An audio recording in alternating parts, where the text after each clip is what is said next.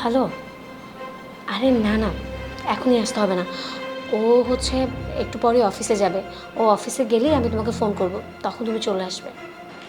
এই আমি বেরিয়ে যাচ্ছি অফিসে। হ্যাঁ হ্যাঁ ঠিক আছে, কখন আসবে? এই তো চলে আসবো সন্ধ্যার মধ্যে। আচ্ছা ঠিক আছে, নিজে খেয়াল রেখো। আচ্ছা যাও, কাটাকাটি শেষ করো।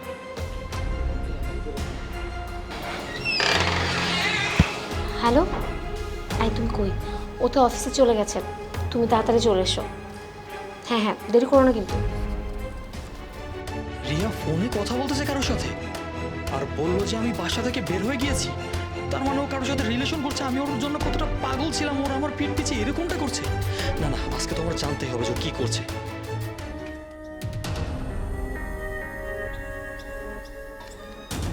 আরে তুমি এত তাড়াতাড়ি চলে আসলে? কেন, আমি তাড়াতাড়ি কি আসতে পারি না? খুব চমকে গিয়েছো? হ্যাঁ হ্যাঁ, আচ্ছা তুমি বসো, আমি তোমার জন্য পানি নিয়ে এসেছি। পানি টানি কিচ্ছু আনতে হবে না, তুমি এখানেই দাঁড়াও। আচ্ছা তুমি কি আমার কাছে কিছু লুকাচ্ছ? আমার পিঠ পিছিয়ে কিছু একটা করতেছো তুমি? আমি আমি তোমার কাছে কি লুকাবো, কি করব? আমি তো কিছুই বুঝছি না। ও আচ্ছা, তার মানে আমি পাগল তাই না? আমি কিচ্ছু বুঝি না মনে করছো? আরে তুমি আমাকে ভুল বুঝছো, তোমার কোথাও একটা মিসআন্ডারস্ট্যান্ডিং হচ্ছে।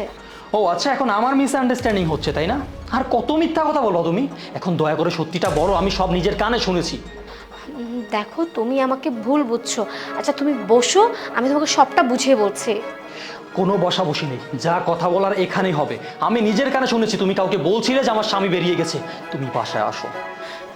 দেখো তুমি আমাকে সত্যি সত্যি ভুল বুঝছো, তুমি তো জানোই না।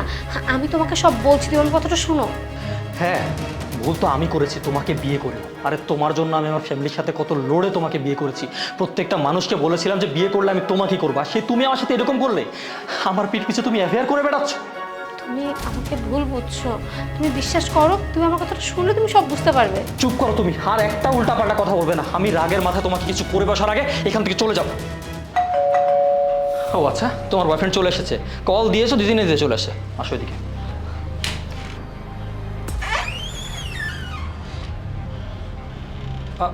আরে তোরা তোরা এখানে? তুমি বাসায়, তুমি না অফিস গিয়েছিলে? হ্যাঁ মানে অফিস। আচ্ছা তোরা একটু দাঁড়া, আমি আসতেছি। একটু এদিকে আসো। কি হচ্ছে এখানে? আগামীকালকে তোমার বার্থডে, তো ভেবেছিলাম তোমার ভাই, তোমার বন্ধু বান্ধব এদেরকে ডেকে তোমাকে সারপ্রাইজ দিব, তোমার বার্থডে সেলিব্রেট করব। আর তুমি কি না?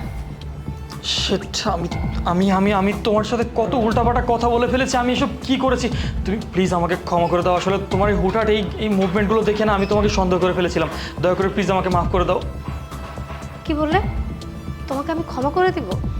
তুমি কিছুক্ষণ আগে বললে যে তুমি নাকি আমার জন্য তোমার পরিবারের কাছে লড়াই করেছো। আচ্ছা আমি তোমার জন্য আমার পরিবার ছেড়ে আসিনি, আমিও তো তোমার জন্য আমার পরিবারকে ছেড়ে এসেছি শুধুমাত্র তোমার সাথে থাকবো বলে, সংসার করব বলে। আর সেই তুমি কিনা আমাকে সন্দেহ করলে।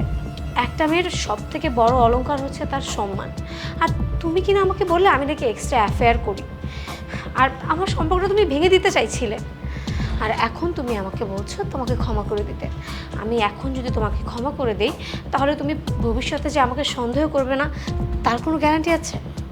না না, আজকে আজকে আমি তোমাকে কথা দিচ্ছি, আমি নেক্সট টাইম কখনো এরকমটা করবো না। আসলে কাজের চাপে হুটহাট তোমার এই কথাগুলো শুনে না আমি নিজেকে কন্ট্রোল করতে পারিনি। আমি উল্টাপাল্টা কথা বলে ফেলেছি। আমার এসব ভাবা উচিত ছিল যে তোমার সাথে এসব কথা আমি আজকে তোমাকে ওয়াদা করছি আর কখনো এরকমটা করবো না। থাক ভাবি, ভাইয়াকে এবারের মতো ক্ষমা করে দাও। আমরা তো ভাইয়া কোনো সারপ্রাইজ করতে পারিনি। একটা কেক নিয়ে এসেছি, অ্যাটলিস্ট আমরা বার্থডেটা সেলিব্রেট করি একসাথে সবাই।